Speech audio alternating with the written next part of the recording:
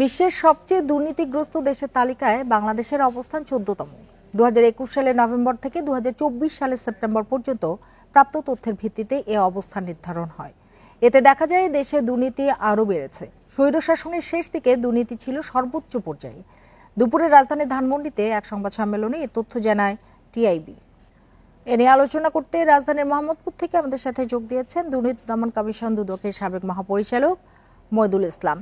জনাব মইদুল ইসলাম, আপনাকে স্বাগত জানাচ্ছি ইন্ডিপেন্ডেন্ট টেলিভিশনে। যেটি শুরুতেই আপনার কাছে জানতে চাই যে আওয়ামী আমলের এত দুর্নীতির খোঁজ পাওয়া যাচ্ছে, তারপরও বাংলাদেশের অবস্থান 14তম হয় কিভাবে? জি, ধন্যবাদ। না, এটা তো আপনার ধারণা ভিত্তিক একটা গবেষণা সূচক বের করেছেন। সেখানে অনেক কিছুই আছে যেগুলোকে হয়তো আইনের ভাষায় মানে আমাদের দুদক আইনে দুর্নীতি হিসাবে পড়ে, আবার অনেকগুলো হয়তো পড়ে না। কাজে এখানে আপনার আর একটা ওখানে আপনি যে অবস্থানের কথা বলছেন সেটার ক্ষেত্রে ওই রিপোর্টেই দেখলাম যে আমাদের অবস্থানটা আরো খারাপ। কারণ হচ্ছে যে অন্যান্য দেশগুলো আরো খারাপ করাতেই আমরা এই জায়গাতে আছি, না হলে আমরা কিন্তু খুব একটা ভালো করি নাই, আরো খারাপ। আর স্কোরের দিক থেকে তো আমরা আরো কম করেছি আগের বারে। গত বছরের তুলনায় এই বছরে স্কোর আরো কম হয়েছে। কাজেই আপনার মানে দুর্নীতির সূচকে সব দিক থেকেই আমাদের অবস্থান খারাপ। এখন এই ক্ষেত্রে আমরা অজুহাত হিসেবে বলতে পাচ্ছি যে বিগত স্বৈরাচারী সরকারের এই 15 বছর 16 বছরের কথা আমরা দোষ দিতে পারছি। কিন্তু আমাদের আগামীটা ভাবতে হবে যে এটা ঠিক যে আপনার যারা শাসন ক্ষমতায় থাকবেন তারা যদি সত্যিকারের আপনার সততা ভিত্তিক এবং সত্যিকারের দেশপ্রেমিক না হন, তাহলে মুশকিল। কারণ দুর্নীতিকে দেশদ্রোহিতার শামিল হিসেবে গণ্য করা উচিত, আমরা সেটা করি না। আমাদের এই দেশে সেই ট্র্যাডিশনটা নেই। কারণ দুর্নীতির মতো বিশাল ক্ষতি আর কোনো অপরাধের দেশের করে না। কাজেই এইখানে আমাদের সেই মানসিকতাটা আনার দরকার যারা সরকার পরিচালনা করবেন আগামী দিনে। তো রাজনৈতিক দলগুলোর কোনো এক বা কয়েকজন দল, কয়েকটা দল হয়তো বা ক্ষমতায় বসবে, তারা কিভাবে চালাবে এটা ঠিক যে এই অন্তর্বর্তীকালীন সরকারের সময়টা খুবই সংক্ষিপ্ত, তাদের অনেক কিছুতেই সামলাতে হচ্ছে। সেদিক থেকে হয়তো দুর্নীতিও যে পুরোপুরি সামলাতে পারছেন তা নয়। আর একটা দিক হচ্ছে যে দুদক এখন কাজ করছে, সেই কাজগুলোর গতি আমার কাছে খুব একটা সন্তোষজনক নয়। কারণ না, এখন দেখা আপনি যাচ্ছে আপনি বলছিলেন যে দুদক কাজ করছে, যেহেতু অসংখ্য দুর্নীতির বিচার শুরু হয়ে গেছে আমরা দেখছি, আগামীতে দুর্নীতির ধারণা সূচকে বাংলাদেশের অবস্থান ভালো হবে বলে মনে করেন কিনা? না, দুর্নীতির বিচার কিন্তু একটাও শুরু হয়নি।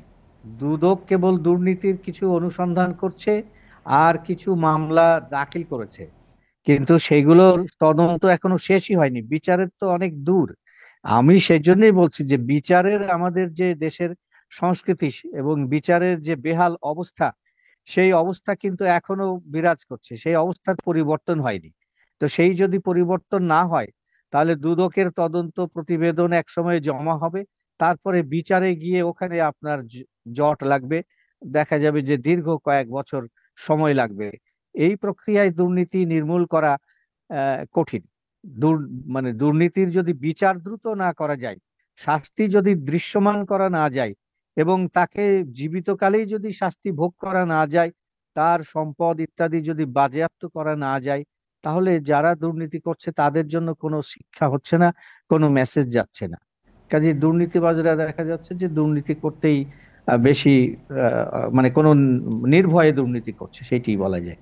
জি, জনাব মইদুল ইসলাম, আপনি বলছিলেন দুর্নীতির প্রশ্নে বাংলাদেশের অবস্থান যে খুব খারাপ সেটি কিন্তু স্পষ্ট। ছোট বড় দুর্নীতি বন্ধে সরকারের কোন সংস্থাগুলো সর্বোচ্চ ভূমিকা রাখা উচিত বলে আপনি মনে করেন?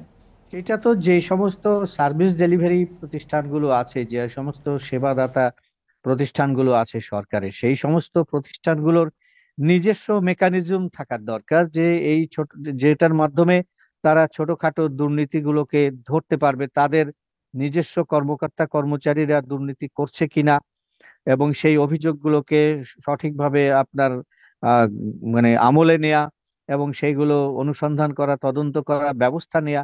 সেই কাজগুলো যদি প্রতিটি বিভাগ, প্রতিটি সরকারের আপনার ডিপার্টমেন্ট যদি এই ব্যবস্থাগুলো জারি রাখে, চালু রাখে, তাহলে অনেকখানি হয়তো বা সহজ হবে। আমরা বিগত সময়ে দেখেছি যে আপনার এক সময় দেখা গেল যে পুলিশদের কিছু সদস্যের বিরুদ্ধে যখন অভিযোগ আসলো, তখন পুলিশ অ্যাসোসিয়েশন থেকে বিবৃতি দেয়া হলো যে পুলিশের কোনো রিপোর্ট করা যাবে না দুর্নীতির। এইরকম যদি মানসিকতা থাকে তাহলে তো আপনার দুর্নীতি নির্মূল করা অসম্ভব, এবং ওই সমস্ত প্রতিষ্ঠানগুলো থেকেও দুর্নীতি যাবে না, শুধু একা দুদক কাজ করে এগোতে পারবে না। জি, জনাব মহিদুল ইসলাম, আপনাকে অনেক ধন্যবাদ আমাদের সাথে যোগ দেওয়ার জন্য, আমাদের সময় দেওয়ার জন্য।